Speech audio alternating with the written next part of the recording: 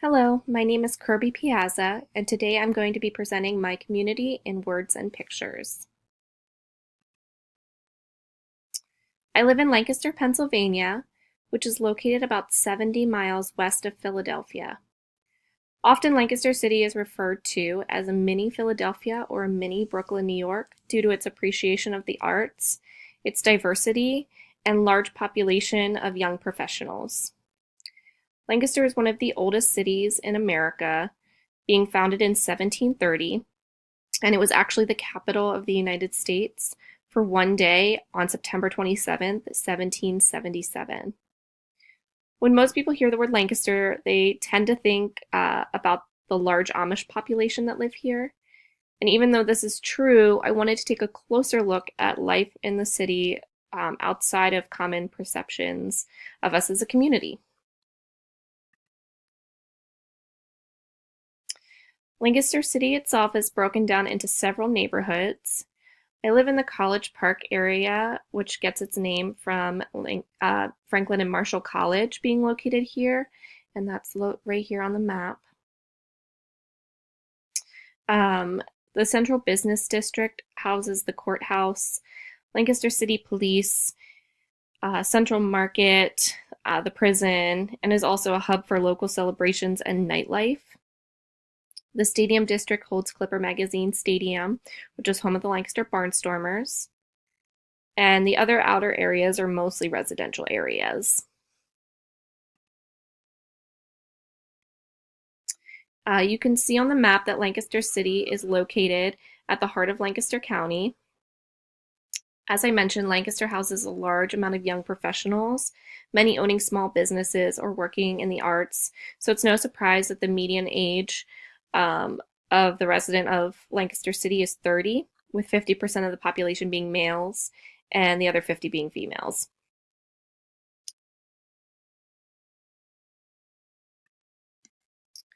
To talk about demographics in terms of race, 40.3% of the population in Lancaster City is white, with 40.3% also being Hispanic. 14.2% are Black, 3.8% are Asian. Two or more races makes up 3.4% of the population, and 0.1% make up the other.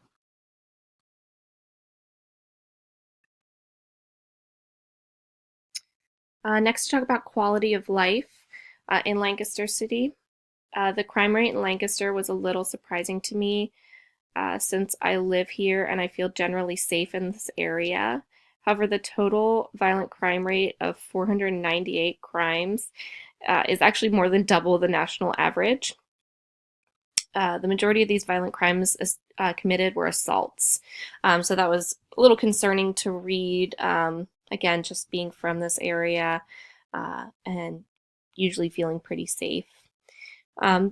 Next, to talk about education, 75.7% of the population has at least a high school diploma.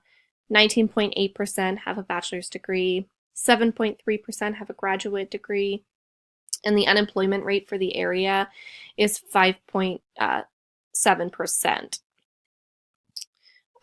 Next, the household income, or the average household income, which is $37,516, with 9.9% of the population having less than $10,000 coming in per year. 16.8% having $20,000 or less average per year. 13.2% with $30,000 average income. 11.9% having less than $40,000 average income, and then just 1% has over $2,000 or $200,000 a year average income.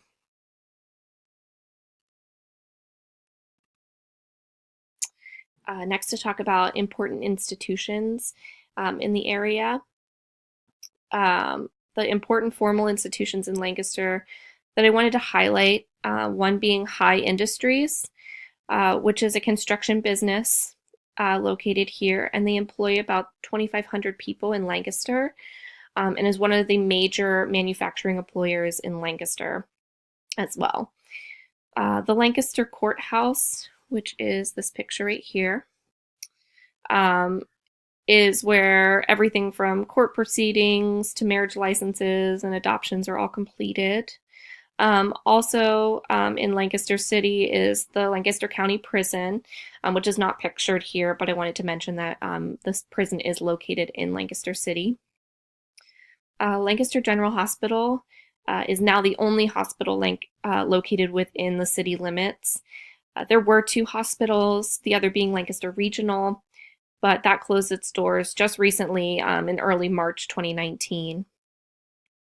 There are two major educational institutions located in Lancaster as well, one being Franklin and Marshall College, which is a private college and also contributes to the young median age of the city.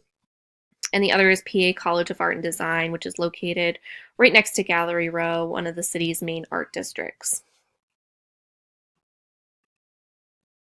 Lancaster is known for its community gatherings and celebrations, just to name a few of the many celebrations held each year. The first being First Friday. This is a monthly celebration of the arts, small business, and cuisine.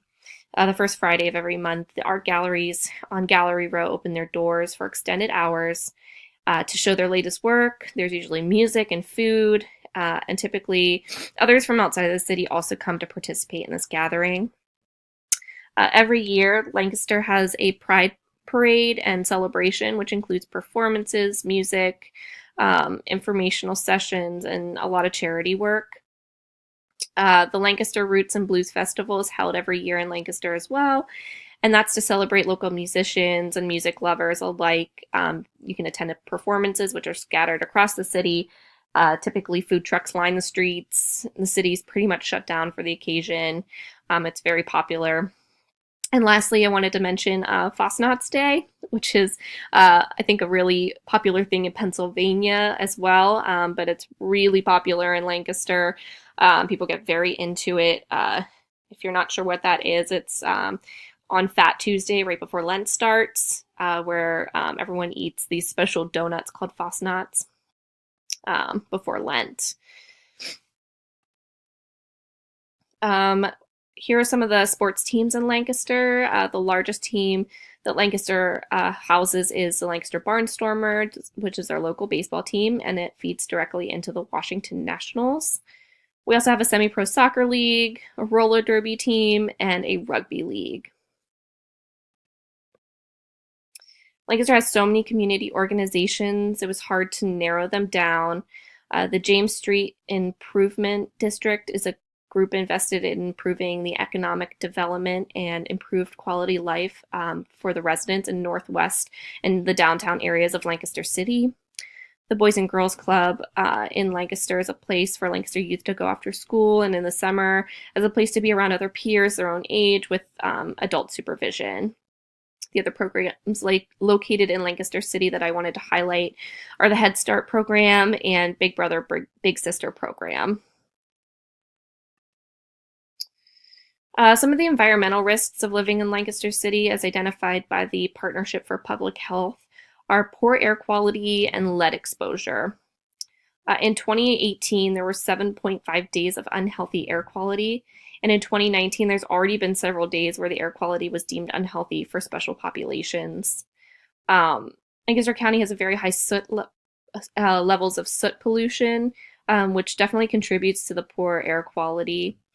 But it seems like it's only getting worse as time goes on. The other environmental risk is lead exposure due to a lot of the homes in Lancaster City being built before 1978 when lead-based paint was used primarily. The issue is that very little people are actually having their children tested for lead in their systems, and lead poisoning can lead to many physical and mental health issues, so it's super important to have to try to raise that number from the 7.64% to almost everyone being tested for it, at least everyone that lives in homes built before 1978. Using the article titled Seeking the good community, I compared the 9 areas that the article states defines um, whether a community can be deemed good. When examining these areas compared to Lancaster City, I found that safety and whole person principle were not being met, but the other areas were definitely being practiced. Safety was definitely a concern due to the very high rate of violent crimes in this area. As I stated before, it's more than double the national average, and it's very concerning to. It's a very concerning fact to hear, especially when considering it's the place I live, it's a place my children might be raised. There's a definite need for improved safety standards to decrease this. The rate could be due to a large amount of visitors from out of town that come to Lancaster, and we're also located within 3 hours of major cities, those being Philadelphia, New York City, and Washington, D.C. In terms of whole person principle, I feel like this one was on the fence, as I feel like within social circles, that principle is met. However, for the community as a whole, unless you're in a position in local government or another prominent member of the community, you almost remain nameless. This could also be due to people coming and going from the city frequently, and since most properties are rentals, there's not much of an obligation to stay very long time, so it creates a community of new faces constantly. Um, so to answer the question, is Lancaster a safe place to live? I would say yes, due to the high amount of goods and services provided to the community to meet the needs of the members of the community, the strong relationships within social circles in the community, which come together through things like celebrations, sporting events, and others alike. The strong values in community organization with goals to improve residents' well-being and the economy.